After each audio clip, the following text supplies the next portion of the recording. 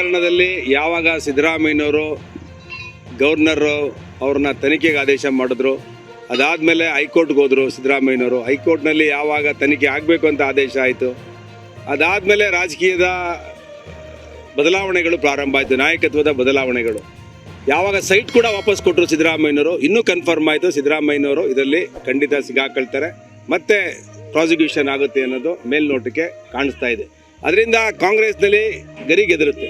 ನಾಯಕತ್ವ ಬದಲಾವಣೆ ಅನ್ನೋದು ಮೇಲೆ ಹೈಕಮಾಂಡಿಂದ ಎಲ್ಲೋ ಒಂದು ಸಂದೇಶ ಬಂದಿರೋದಕ್ಕೆ ಜಾರಕಿಹೊಳಿಯವರು, ಸತೀಶ್ ಜಾರಕಿಹೊಳಿಯವರು, ಪರಮೇಶ್ ಸಾಹೇಬರು ಎಲ್ಲರೂ ಕೂಡ ಭೇಟಿಯಾಗಿರೋದು. ಅದಾದಮೇಲೆ ಡಿ ಕೆ ಶಿವಕುಮಾರ್ ಅವರು ಭೇಟಿಯಾಗಿರೋದು.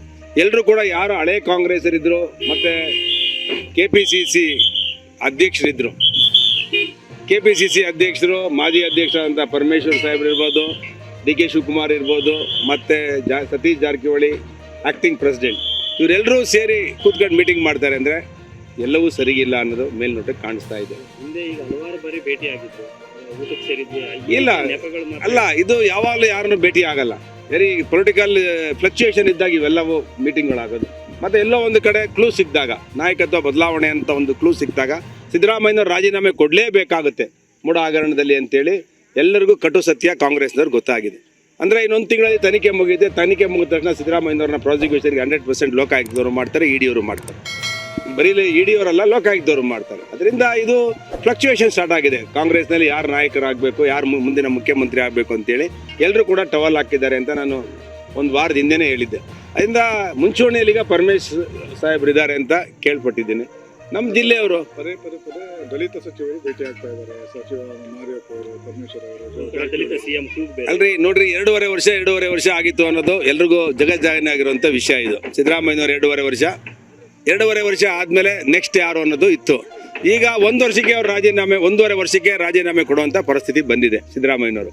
ಅದಕ್ಕೆ ಇನ್ನೊಂದು ವರ್ಷದಲ್ಲಿ ಒಬ್ಬರು ದಲಿತರಾಗಬೇಕು ಆ ಗ್ಯಾಪಲ್ಲಿ ಅಂತೇಳಿ ಸತೀಶ್ ಜಾರಕಿಹೊಳಿ ಇರ್ಬೋದು, ಪರಮೇಶ್ ಸಾಹೇಬ್ರು ಇರ್ಬೋದು, ಖರ್ಗೆ ಅವ್ರು ನೀವೇ ಆಗಿ ಅಂತ ಹೇಳಿ ನಾನು ಪೇಪರಲ್ಲಿ ಓದಿದೆ. ಸತೀಶ್ ಜಾರಕಿಹೊಳಿನ ಪರಮೇಶ್ವರ್ ಇವ್ರನ್ನ ಕೇಳಿರುವಂಥದ್ದು, ಖರ್ಗೆ ಸಾಹೇಬ್ರನ್ನ.